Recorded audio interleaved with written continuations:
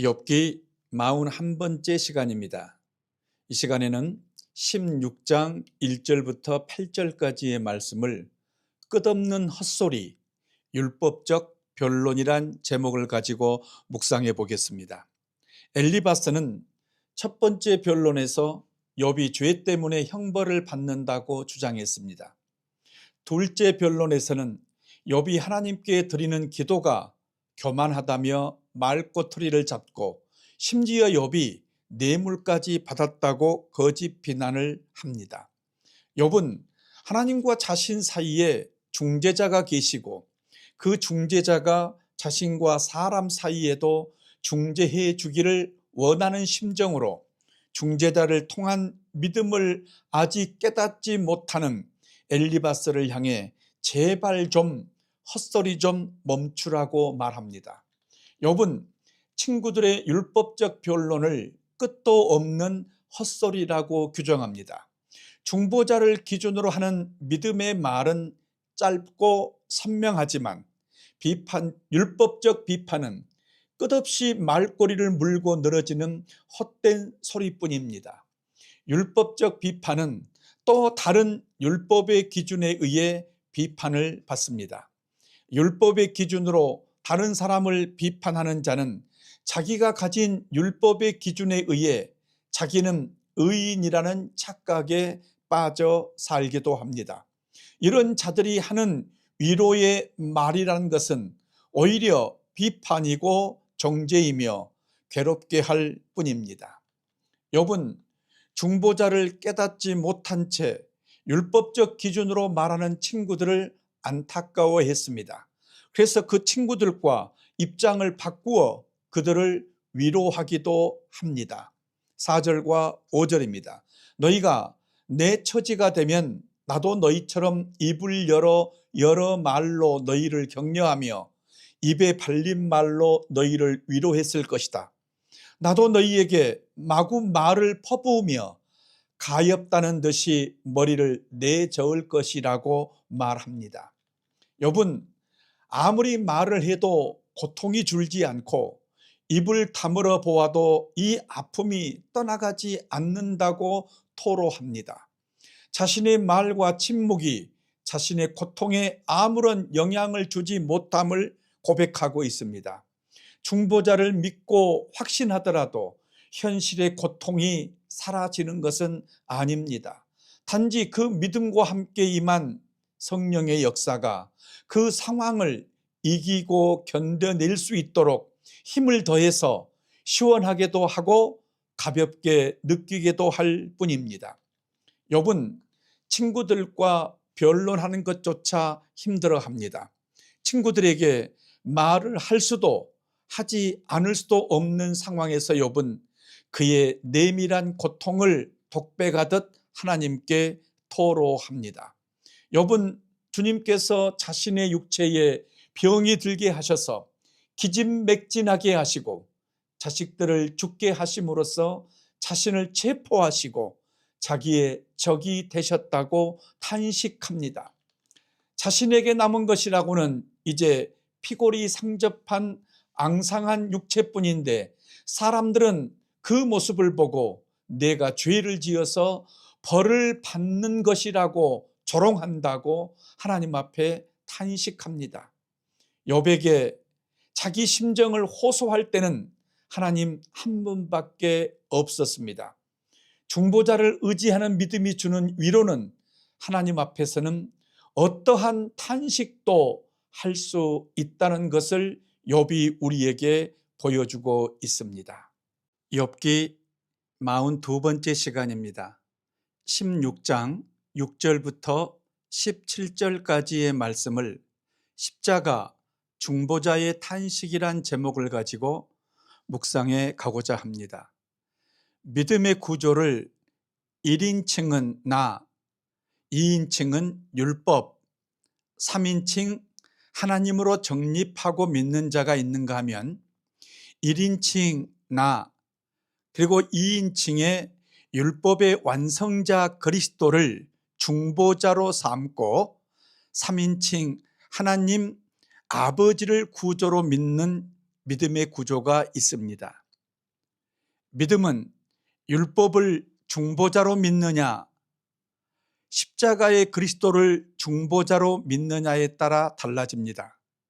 믿음은 나와 하나님 사이에 율법을 두고 출발하지만 나와 하나님 사이의 율법을 삼위의 한 하나님이신 그리스도가 십자가와 부활로 완성하셔서 나와 하나님 아버지 사이에 중보자가 되셨다는 진리를 깨달으며 성숙해집니다. 욥은 인간과 하나님 사이의 율법을 중보자로 두고 하는 말을 끝없는 헛소리라고 규정합니다. 자기도 그런 구조를 가지면 너희들처럼 말했을 것이라고 이야기합니다.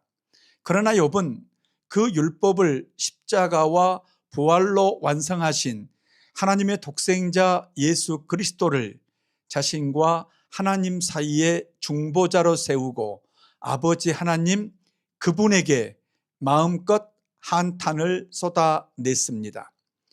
그리스도의 십자가와 부활을 자신과 하나님 사이에 중보자로 세우고 하나님 앞에 탄식하는 내용이 6절부터 16절까지의 내용입니다. 욥의 탄식은 십자가에 달린 예수 그리스도의 모습을 예표하고 있습니다. 욥은 그의 고난을 통해 하나님의 아들 예수 그리스도께서 십자가로 완성하신 율법의 진정한 의미를 드러내고자 했습니다. 6절입니다. 내가 아무리 말을 해도 이 고통은 줄어들지 않습니다. 입을 다물어 보아도 이 아픔이 떠나가지 않습니다. 주님께서 나를 기진맥진하게 하시고 내가 거느리고 있던 자식들을 죽이셨습니다. 주님께서 나를 체포하시고 내 적이 되셨습니다. 이제 내게 있는 것은 피골이 상접한 앙상한 모습뿐입니다. 이것이 바로 주님께서 나를 치신 증거입니다. 사람들은 피골이 상접한 내 모습을 보고 내가 지은 죄로 벌을 받는 것이라고 말합니다. 주님께서 내게 분노하시고 나를 미워하시며 내게 이를 가시며 내 원수가 되셔서 살기찬 눈초리로 나를 노려보시니 사람들도 나를 경멸합니다. 욕하며 빠멸치고 모두 한패가 되어 내게 달려듭니다. 하나님이 나를 범법자에게 넘겨버리시고 나를 악한 자의 손아귀에 내맡기셨습니다. 나는 평안히 살고 있었는데 하나님이 나를 으스러뜨리시고 내 목덜미를 잡고 내던져서 나를 부스러뜨리셨습니다. 그 하나님이 나를 세우고 관역을 삼으시니 그 하나님이 쏜 화살들이 사방에서 나에게 날아듭니다. 그 하나님이 사정없이 내 허리를 뚫으시고 내 심장을 땅에 쏟아내시며 그 하나님이 나를 갈기갈기 찢고 또 찢으시려고 용사처럼 내게 달려드십니다. 내가 맨살에 베옷을 걸치고 통곡합니다. 내 위세를 먼지 속에 묻고 여기 이렇게 시궁창에 앉아 있습니다. 하도 울어서 얼굴마저 핏빛이 되었고 눈꺼풀에는 죽음의 그림자가 덮여 있습니다. 그러나 나는 폭행을 저지른 일이 없으며 중보자를 통해 드리는 내 기도는 언제나 진실하였습니다. 욥기 43번째 시간입니다. 16장 17절부터 22절까지의 말씀을 친구가 되신 중보자란 제목을 가지고 묵상을 해 가겠습니다. 하나님은 자신의 약속을 변경하지 못하는 신실하신 분이십니다. 그래서 죄에 대해서는 진노하십니다.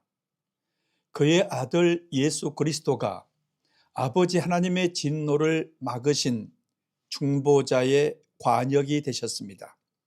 이로 인해 사랑의 하나님을 사랑의 하나님 되시도록 하셨습니다.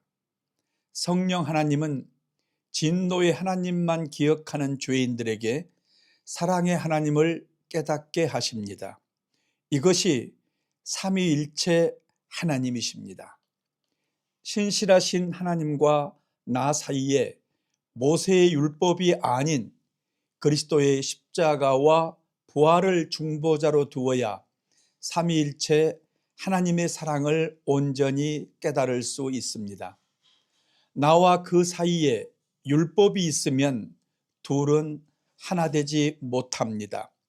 상대의 약함은 나의 사랑으로 채워야 합니다. 나와 그 사이에 사랑이 중보자로 있을 때 나와 그는 하나 될 수 있습니다. 나와 자녀 사이, 나와 아내 사이, 나와 남편 사이, 나와 이웃 사이에 율법을 중보자로 두고 사는 자가 있고 사랑을 중보자로 삼고 사는 자가 있습니다. 율법을 중보자로 두면 불만족하지만 사랑을 중보자로 두면 감사가 있습니다. 나와 그 사이에 율법이 먼저 떠오른다면 내가 시험에 든 것입니다. 욥은 자신이 폭행한 일이 없고 언제나 진실한 마음으로 기도해 왔다고 주장합니다. 중재자가 자신의 무죄를 하나님께 증명할 것이라고 믿고 자신의 억울함을 호소합니다. 그는 자신의 피가 무죄의 증거가 되도록 땅이 그 피를 덮지 말라고 간청합니다. 당시 욥은 사람과도 하나님과도 소통이 되지 않은 외로운 상태였습니다. 그는 자신의 무죄와 온전함을 중보자가 증명해 주시기를 바랐습니다. 중보자가 하나님과 자신 사이, 자신과 사람 사이를 중재해 주셔서 그의 무죄와 깨끗함을 변론해 주시기를 소망했습니다. 욥은 그 중보자를 자기 친구라고 부릅니다. 그는 친구가 되신 중보자를 통해 하나님께 눈물로 자신의 사정을 아뢰며 사람이 친구를 위해 변호하듯 예수님이 하나님 앞에서 자신을 위해 말씀해 주실 것을 확신했습니다. 그리고 그는 친구 대신 예수님 품으로 돌아가는 날을 소망했습니다. 예수님은 우리의 친구이시고 우리의 중보자이십니다. 하나님께서 세상을 사랑하셔서 죄의 문제를 해결하시기 위해 예수님을 이 땅에 중보자로 보내셨습니다.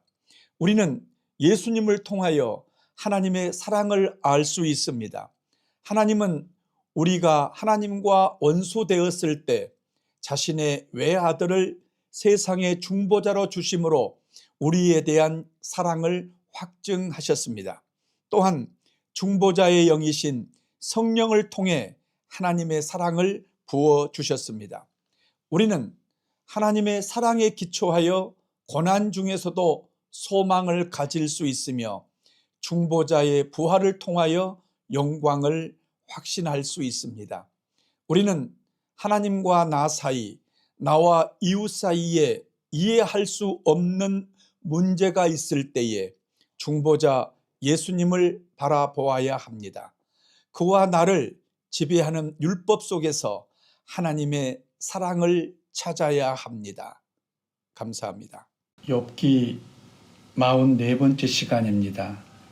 17장 1절부터 16절까지를 어린아이 같은 그러나 성숙한 기도라는 제목을 가지고 묵상해 가도록 하겠습니다. 욥은 친구 되신 중보자 주님께서 자기 무죄의 담보가 되셔서 자기 손을 잡고 아버지 하나님 앞에 서서 자신의 무죄를 증거해 달라고 기도합니다. 이는 아빠 엄마를 무한 신뢰하는 어린아이 같은, 그러나 나와 하나님 사이의 중보자를 조금의 의심도 없이 믿고 확신하는 성숙한 기도입니다. 주님, 이제 나는 기운도 없고 살 날도 얼마 남지 않았습니다. 무덤이 나를 기다리고 있는데 조롱하는 무리들은 여전히 나를 둘러싸고 얼마나 심하게 나를 조롱하는지 내가 똑똑히 보고 있습니다. 주님, 주님께서 친히 내 무죄의 보증이 되어 주십시오. 나의 보증이 되실 분은 주님 밖에는 아무도 없습니다. 주님께서 저들의 마음을 마비시키셔서 다시는 내게 우쭐대지 못하게 해 주십시오. 옛 격언에 돈에 눈이 멀어 친구를 버리면 자식이 눈이 먼다고 하였는데, 사람들이 이 격언을 가지고 나를 공격하고 내 얼굴에 침을 뱉고 있습니다. 저는 근심 때문에 눈이 멀고 팔과 다리도 그림자처럼 야위어졌습니다. 내가 믿었던 정직하고 죄 없는 친구들도 나의 이 모습을 보고 놀라며 자칭 무지하다는 자들이 내가 당하는 엄청난 재난과 시련을 보고 나를 불경스럽다고 노를 품습니다. 자칭 신분이 높다는 자들은 더욱더 자기들이 옳다고 우기고 있습니다. 그러나 주님, 그런 자들이 모두 와서 내 앞에 선다 해도 나는 그들 가운데서 하나님 아버지 앞에서 나를 중보해 줄 단 한 사람의 지혜자도 찾지 못할 것입니다. 내가 살 날은 이미 다 지나갔습니다. 나의 계획도 희망도 다 사라졌습니다. 나는 주님께서 정하신 뜻을 바꿀 수 없습니다. 내 친구들은 밤이 대낮처럼 밝아온다고 말하는데 내가 이 어둠 속에서 벗어나지 못한다는 것을 나는 알고 있습니다. 내 유일한 희망은 죽은 자들의 세계로 가서 거기 어둠 속에 잠자리를 펴고 눕는 것뿐입니다. 나는 무덤을 내 아버지라고 부르겠습니다. 내 죽음을 파먹는 구더기를 내 어머니, 내 누이들이라고 부르겠습니다. 주님, 내가 희망을 둘 곳이 달리 더 있는지요? 내가 희망을 둘 곳이 달리 어디 있는지 아는 사람이 있을까요? 내가 죽은 자들이 있는 곳으로 내려갈 때 이 세상의 희망은 나와 함께 내려가지 못할 것입니다. 욥기 45번째 시간입니다. 18장 전체를 율법적 강한 확신은 교만이다 라는 제목을 가지고 묵상해 보고자 합니다. 이 시간에는 1절부터 4절까지를 중심으로 묵상을 해 보겠습니다. 약속의 말씀을 깨달으면 강하고 담대해지지만 율법적 자기 확신에 빠지면 교만해집니다. 율법주의의 결론은 교만입니다. 교만은 자신을 자랑하고 지키려는 마음입니다. 반면 강하고 담대한 마음은 진리를 깨닫고 이를 수호하려는 태도에서 비롯됩니다. 강하고 담대한 마음에는 상대를 긍휼히 여기는 마음이 담겨 있지만 교만한 마음에는 정죄하고 무시하는 태도가 있습니다. 강하고 담대한 마음의 배경이 되는 진리는 선명하고 조금도 타협할 수 없이 확고하지만 그 진리에 미치지 못한 자신의 약함을 겸손하게 인정하기도 합니다. 율법은 그 기준이 명확하지 않다 보니 자신의 상황에 따라 달리 적용합니다. 그러다 보니 율법주의에 빠진 사람은 늘 강한 자의 편에 서서 끊임없이 꼬리를 물고 늘어지며 자신의 약함은 인정하지 않고 변명으로 일괄합니다. 욥은 율법이 말하는 번제의 주인공을 중보자로 삼고 강하고 담대하게 친구들과 변론했습니다. 반면 그의 친구들은 욥을 위로한다며 율법을 중심으로 한 교만한 태도로 욥을 더욱 괴롭게 했습니다. 욥의 강하고 담대한 믿음과 하나님과 인간 사이에 율법을 두고 있는 친구들의 교만이 충돌하고 있습니다. 빌닷은 첫 번째 변론에서 내 처음은 미약하였으나 나중은 심히 창대하리라고 말했습니다. 욥이 죄를 회개하면 다시 창대하게 될 것이란 뜻입니다. 욥은 율법주의적 교만에 취한 이런 친구들을 강하고 담대하게 책망했습니다. 이에 빌닷이 욥에게 말합니다. 너는 언제나 입을 다물 테냐? 제발 좀 이제라도 눈치를 채고 말을 그치라. 그러면 우리가 말할 수 있겠다고 합니다. 빌닷이 율법을 기준으로 욥의 말꼬리를 붙잡고 어찌하여 우리를 짐승처럼 여기며 어찌하여 우리를 어리석게 보느냐고 따지며 율법적 헛된 논쟁을 이어가려고 합니다. 욥은 하나님의 진리를 말했을 뿐이지 친구들을 무시하지 않았습니다. 율법적 교만에 빠진 빌닷의 눈에 비친 욥은 끝까지 회개치 않고 고집만 부리는 자이고 조언하는 친구들을 오히려 짐승처럼 어리석게 보고 경멸하는 자로 보입니다. 욥은 율법을 중보자로 삼고 있는 친구들에게 그 율법이 가리키는 진정한 의미는 참 중보자이신 그리스도라고 말했습니다. 욥은 율법 속에 감추어진 중보자의 긍휼과 사랑을 깨닫지 못하고 율법을 기준으로 고집하는 친구들의 모습이 답답해서 마치 제 몸을 갈기갈기 찢는 사람처럼 절규했습니다.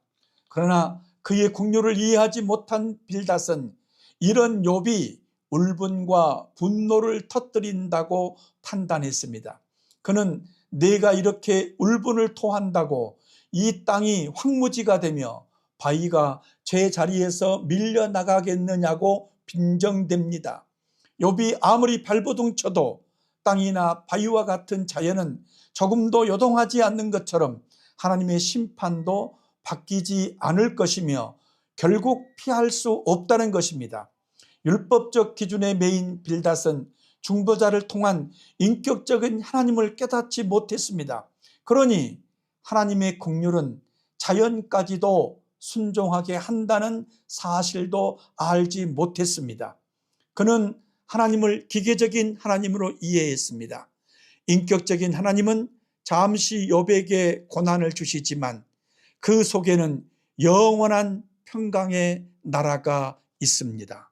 욥기 46번째 시간입니다. 18장 5절부터 21절까지의 말씀을 율법적 교만은 분노하며 저주한다는 제목을 가지고 묵상해 가고자 합니다. 강하고 담대함과 교만은 겉모양이 비슷해 혼돈하기 쉽습니다. 강하고 담대함은 진리를 깨닫고 이해하면서 나오지만 교만은 율법을 알지만 나는 율법을 지킬 수 없는 죄로 부패한 인간이라는 사실을 깨닫지 못한 데서 비롯됩니다. 강하고 담대함에는 죄인을 기다리는 긍휼이 있고 율법적 교만에는 심판만 있습니다. 강하고 담대함에는 거룩한 순종의 대상이 있지만 율법적 교만은 자신의 말에 순종하라고 합니다. 강하고 담대함은 오래 참고 온유하지만 율법적 교만은 자기 말을 듣지 않으면 분노하고 저주합니다. 율법주의자는 1인칭 내가 2인칭 율법으로 3인칭 그를 심판합니다.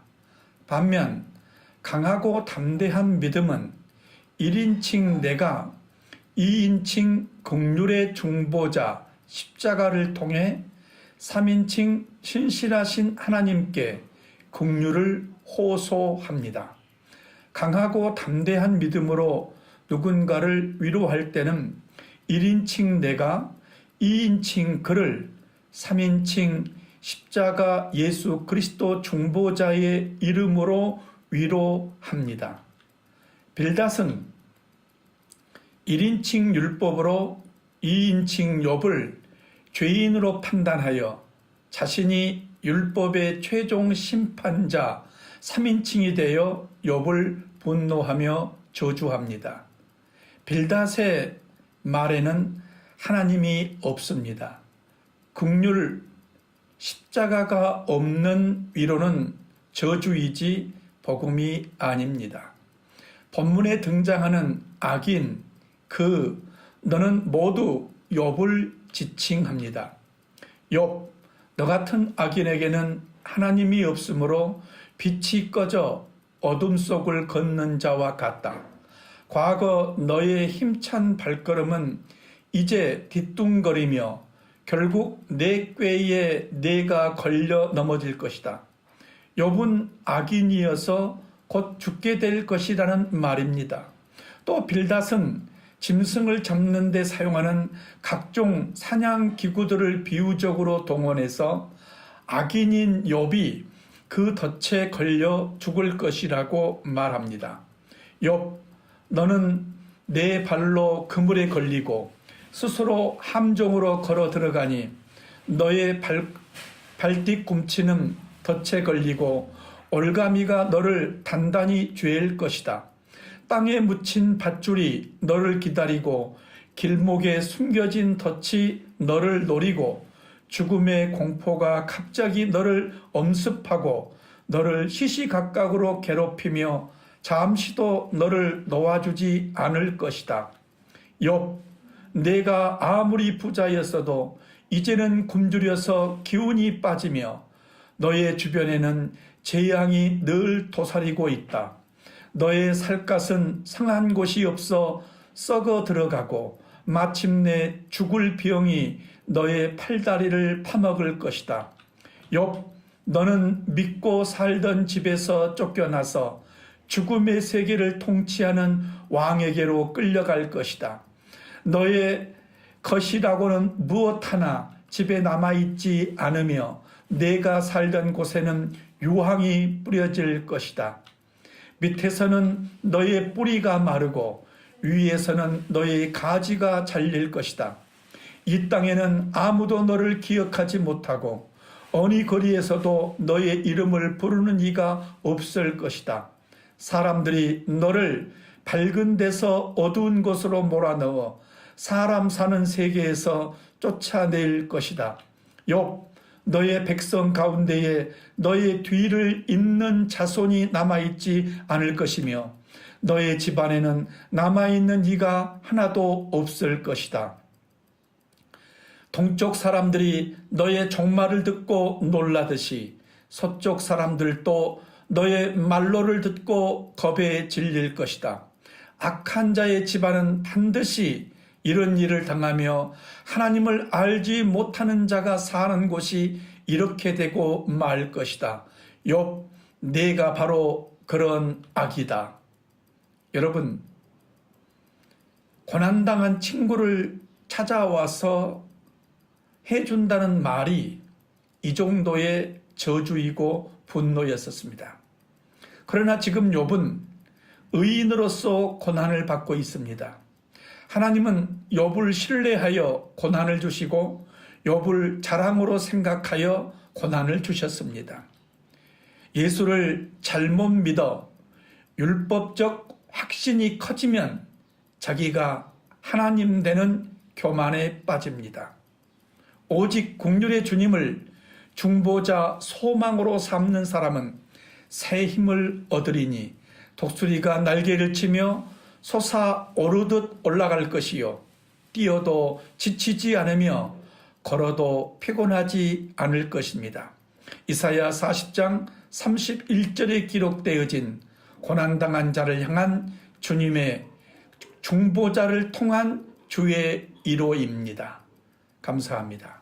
욥기 47번째 시간입니다.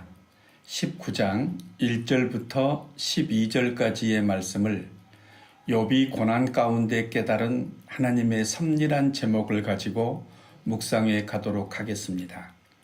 긍휼은 나와 생각이 다른 자를 사랑으로 세우는 힘입니다. 욥의 친구들에게는 이 긍휼이 없었습니다. 그들의 말은 위로가 아니라 학대와 조롱이었고 욥의 마음을 산산조각 내었습니다. 욥이 말합니다. 너희들이 말로 나를 학대하고 모욕한 것이 수십 번인데 그런 죄를 짓고도 부끄러워하지 않느냐라고 말합니다. 죄 없으신 하나님만이 사람을 정죄하실 수 있습니다. 죄인은 다른 사람을 판단할 수 없습니다. 오히려 서로를 불쌍히 여겨야 할 의무가 있습니다. 욥은 말합니다. 설령 나에게 잘못이 있다 하더라도 그것은 나의 문제일 뿐이고 그것이 너희들을 괴롭히는 것도 아닌데 왜 그리 나의 죄 때문에 너희들이 안달이냐고 합니다. 욥의 친구들은 욥의 고난이 욥의 지은 죄를 증명한다고 생각했습니다. 그리고 자신들은 욥보다 더 의롭다고 여겼습니다. 그러나 욥은 고백합니다. 나를 궁지로 몰아넣으신 분이 하나님이시고 나를 그물로 덮어 씌우신 분도 하나님이시다. 이 사실을 너희는 알아야 한다고 말합니다. 욥은 자신의 고난을 하나님의 섭리 속에서 바라보고 있습니다. 긍휼의 은혜를 아는 사람은 고난도 하나님의 섭리 안에 있다는 걸 깨닫게 됩니다. 고난을 하나님의 관점으로 바라볼 수 있다면 우리는 그 고난을 통해 선을 이루시는 하나님을 신뢰하게 됩니다. 이제 욥은 자신의 고난 속에 숨겨진 하나님의 섭리를 고백합니다. 7절부터 12절까지입니다. 내 고난이 억울하다고 아무리 소리쳐도 하나님은 아무 대답이 없구나. 하나님은 때로 우리에게 침묵하실 때가 있습니다. 긍휼의 은혜는 침묵 가운데 인내하면서 침묵 속에 흐르는 하나님의 사랑을 묵상하는 은혜입니다. 욥은 또 이렇게 고백합니다. 하나님께서 넘을 수 없는 담을 쌓아 내 앞을 막으시고 어둠으로 내 앞길을 가리셨구나. 하나님은 고난을 통하여 욥이 하나님 외에 다른 어떤 희망도 찾지 못하게 섭리하셨습니다. 하나님은 욥이 기대하는 영광과 면류관, 즉 자녀, 재산, 건강, 희망, 신앙적인 의의를 모두 다 가져가셨습니다. 욥은 이어서 고백합니다. 하나님은 내 온 몸을 두들겨 패시고 나무 뿌리를 뽑듯이 내 희망을 뿌리채 뽑아 버리셨구나. 그리고 말합니다. 하나님은 나에게 불같이 노하시어 나를 치시려고 군대를 보내 나의 집을 포위하셨구나. 하나님이 군대를 보내 욥의 집을 포위한 것은 욥이 죄를 범하지 못하게도 하지만 악이 욥을 공격하지 못하게도 하시는 하나님의 은혜입니다. 우리의 삶에도 이해할 수 없는 고난이 있을 때 그 안에서 하나님의 섭리를 보는 은혜가 있기를 바랍니다. 침묵 속에서도 일하시는 하나님을 신뢰하길 소망합니다. 욥기 48번째 시간입니다. 19장 13절부터 29절까지의 말씀을 멀어져가는 세상 사람, 친숙한 하나님이란 제목을 가지고 묵상해 가도록 하겠습니다. 욥은 하나님의 섭리 안에서 고난을 묵상했습니다.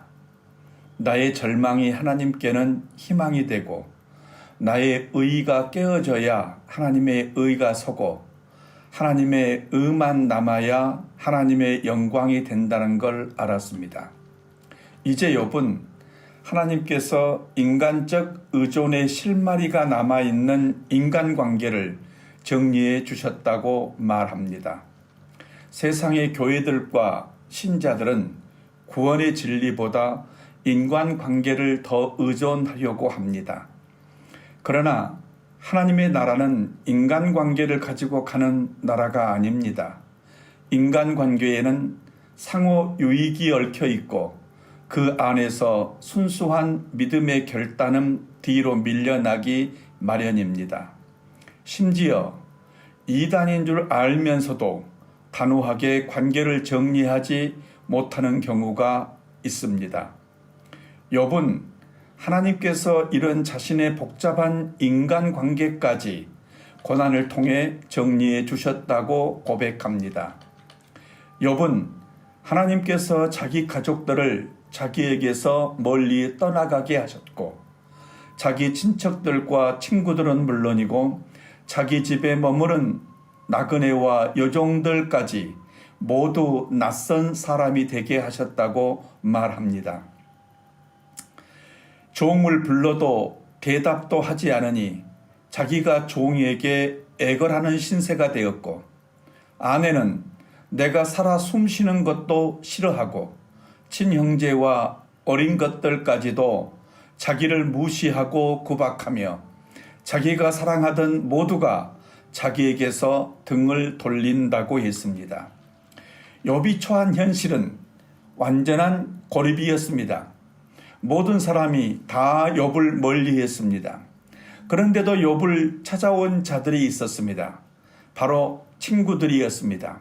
하지만 그들은 욥에게 위로를 주지 못하고 오히려 죄를 고백하라고 다그쳤습니다.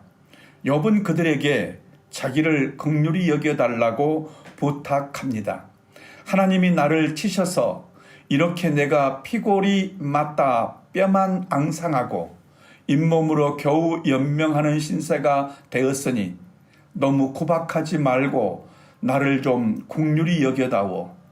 내 몸이 이 꼴인데도 어찌하여 너희는 아직도 성에 차지 않느냐 하나님이라도 된 듯이 나를 핍박하느냐고 합니다. 욥은 자신이 당하는 고난의 의미가 후대에 전해지길 소망했습니다. 누가 내 말들을 기록해 주었으면 좋겠다. 철필로 바위에 새겨 영원히 남았으면 좋겠다고 소망합니다. 욥은 자신이 당하는 고난의 원인이 죄 때문이 아니라는 자신의 말, 즉 믿음으로 의롭다 하신 진리를 유산으로 남기길 원했습니다. 이것이 곧 성경 욥기입니다. 욥은 또 후일에 중보자가 오실 것을 믿었습니다. 내가 알기에는 나의 구속자가 살아계시니 마침내 그가 땅 위에 서실 것이라. 내 가죽이 벗김을 당한 뒤에도 내가 육체 밖에서 하나님을 보리라.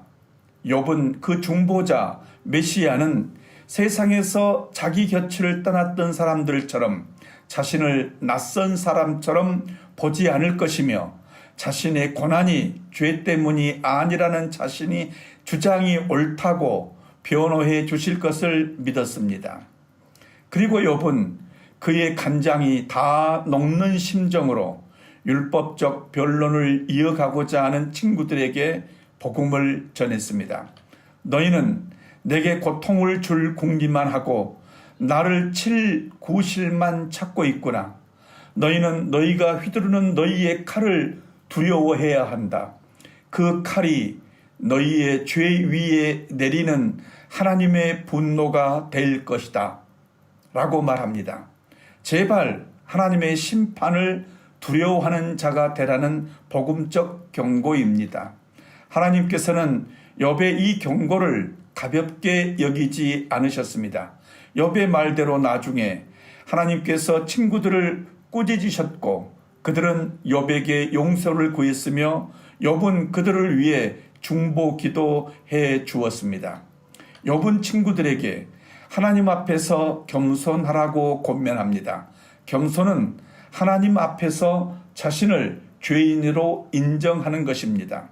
누군가를 정죄하기 전에 우리는 스스로 하나님 앞에 서야 합니다. 누군가의 고난을 율법적으로 판단하기보다 고난 당하는 영혼을 긍휼히 여길 수 있는 하나님의 마음을 가지고 있어야 합니다. 하나님은 제사보다 긍휼을 원하시는 분이시기 때문입니다. 욥기 49번째 시간입니다. 20장 1절부터 11절까지의 말씀을 긍휼함이 없는 소발의 궤변이란 제목을 가지고 묵상해 가도록 하겠습니다. 19장에서 욥은 친구들에게 말했습니다. 하나님처럼 나를 심판하는 교만에 빠지지 말고 나를 좀 불쌍히 여겨달라. 나를 좀 긍휼히 여겨달라. 그래야 너희도 하나님의 긍휼을 입을 것이라고 호소했습니다. 중보자 예수 그리스도가 전한 긍휼히 여기는 자는 복이 있나니 그가 긍휼히 여김을 받으리라는 천국 복음을 욥도 그의 친구들에게 전한 것입니다. 욥은 또 자신의 말이 책에 기록되고 바위에 새겨지길 바랐습니다. 그러나 소발은 욥의 호소를 악인의 궤변으로 치부하며 욥을 악인으로 단정합니다. 소발은 욥이 자신에게 긍휼을 베풀라 그래서 너희도 긍휼을 입으라고 전한 복음을 도리어 자기를 모욕하는 말로 받아들였습니다. 이에 화가 나서 참을 수가 없었는데 마침 깨닫게 하는 영이 자기에게 대답할 말을 일러주어서 말한다며 욥을 향해서 저주성 말들을 퍼붓기 시작합니다. 소발은 이 땅에 사람이 생기기 시작한 때부터 악한 자의 승전가는 언제나 잠깐뿐이었고 경건하지 못한 자의 기쁨도 순간뿐이었던 것처럼 욥의 자랑과 즐거움도 잠시 있다가 사라지는 것이라고 말합니다. 또 욥의 교만이 하늘 높은 줄 모르고 머리가 구름에 닿는 것 같아도 마침내 그 모든 것이 똥처럼 사라지고 말 것이며 욥을 본 적이 있는 사람도 그 교만한 자가 왜 안 보이느냐고 조롱하며 물을 것이라고 말합니다. 욥의 삶이 마치 밤에 본 환상이나 꿈같이 사라지고 잊혀져서 다시는 그 흔적을 찾을 수 없을 것이라고 합니다. 또 욥을 본 적이 있는 사람은 물론이고 욥이 살던 곳에서도 다시는 욥을 볼 수 없을 것이라고 합니다. 욥의 착취한 재물을 그의 자녀들이 가난한 사람에게 배상하며 용서를 구할 것이고 한때 젊음이 넘쳤던 강건한 욥의 젊음도 먼지 속에 눕게 될 것이라고 저주합니다. 그러나 욥은 악인도 위선자도 아닙니다. 지금 욥은 하나님을 경외하고 하나님의 자랑임을 증명하는 고난 가운데 있습니다. 욥은 그 고난 속에서 고난은 잠깐이고 그 영광은 영원하다는 하나님의 섭리를 깨닫고 그의 친구들이 자기를 긍휼히 여겨서 그들이 하나님의 긍휼히 여김을 받는 자들이 되길 바라며 친구들을 복음으로 권면하고 있는 중입니다. 욥기 50번째 시간입니다. 20장 12절부터 19절까지의 말씀을 심판자가 된 소발이란 제목을 가지고 묵상을 이어가겠습니다. 욥은 그가 자녀들을 위해 드린 번제의 주인공을 그와 하나님 사이에 중보자로 믿고 의지한 자입니다.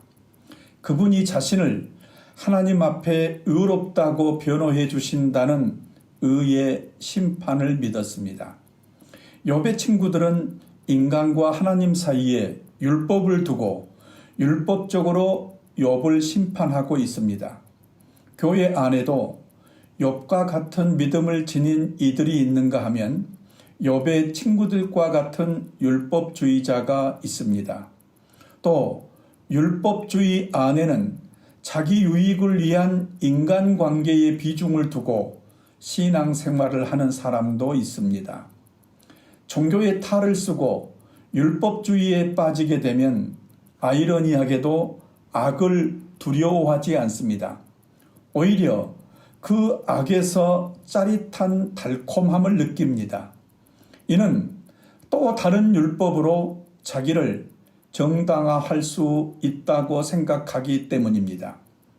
이런 자기 체면에 빠지면 타인의 고통에는 무감각해집니다. 수고하고 땀 흘려 일하는 것을 불편해하고 불의하게 남의 재물을 취하며 쾌락을 느낍니다. 기독교가 세속화되면 이런 종교인이 많아집니다. 소발이 욥에게 이런 율법적 분노를 쏟아내고 있습니다. 율법적 분노는 자신이 율법의 최종 심판자가 되어 상대를 자기 앞에 굴복시키려고 공포감을 조성하는 강압적 행위입니다. 소발은 욥이 혀로 악을 맛보더니 그 달콤한 맛에 취해 악을 혀 밑에 넣고 즐기다가 그것이 뱃속으로 내려가 쓰디쓴 독사의 독으로 변해버렸다고 합니다. 또한 소발은 하나님께서 악한 욥이 꿀꺽 삼킨 재물을 그의 입으로 토해내게 해서 그것을 빼앗긴 사람들에게 되돌려 주시고 욥은 자기가 취해 삼킨 그 독사에 의해 죽는다고 말합니다. 욥이 남의 재물을 불의하게 착취해서 부자가 되었고 그 부가 이제 욥의 고통이 되었다는 말입니다. 소발은 급기야 악한 욥은 하나님 나라에 들어갈 수 없다고 단언합니다. 그는 욥이 올리브 기름이 강물처럼 흐르고 젖과 꿀이 흐르는 것을 보지 못할 것이라고 합니다. 올리브 기름이 강물처럼 흐르고 젖과 꿀이 흐르는 강은 하나님 나라입니다. 욥이 하나님 나라에 들어가지 못한다는 심판입니다. 소발은 하나님 나라는 율법을 지키는 행위로 가는 게 아니고 중보자 예수 그리스도의 긍휼을 의지에 들어가는 곳이라는 진리를 아직 모르고 있습니다. 또 이런 의인도 세상에서는 고난을 당하나 결코 믿음을 버리지 않고 고난을 자기 변화와 성숙의 기회로 삼는다는 사실을 모르고 있습니다. 소발은 욥이 가난한 자들을 억압하고 돌보지 않았고 남의 집을 강제로 빼앗았기에 이제 그 재물을 마음대로 먹고 누리지도 못할 것이라고 억지 주장을 하고 있습니다. 그러나 지금 욥은 하나님의 허락하에 하나님의 자랑임을 증명하기 위해 재물과 자녀들을 잃고 심한 욕창과 싸우며 믿음을 지키는 인내를 하고 있는 중입니다. 욥기 51번째 시간입니다. 20장 20절부터 29절까지의 말씀을 긍휼이 없는 소발의 심판이란 제목을 가지고 묵상해 보겠습니다. 모든 권면에는 긍휼이 있어야 합니다. 율법적 위로와 권면은 율법적 심판의 메시지일 뿐입니다. 주님은 긍휼히 여기시는 의의 심판을 선포하셨습니다. 하나님께서 의롭다고 인치신 자는 삶의 과정을 통해 자신을 거룩하게 변화시켜 갑니다. 복음은 고통 가운데 있는 자들을 보면 그의 죄는 미워하지만 그의 영혼은 긍휼히 여깁니다. 예수님은 나인성 과부와 그 외아들을 긍휼히 여기셨습니다. 주님은 그의 백성들이 율법적 제사로 경쟁하기보다 서로 긍휼히 여기는 자가 되길 원하십니다. 소발이 전한 율법적 심판에는 긍휼이 없습니다. 소발은 욥은 탐욕에 얽매여 아무리 소유해도 만족하지 못하고 욥이 악인이어서 하늘 끝까지 성공하였을 때 재앙을 만났다고 합니다. 하나님은 그런 욥이 먹고 싶은 대로 먹도록 놓아두었다가 그가 배를 불리려 할 때에 진노를 비처럼 쏟으셨다고 합니다.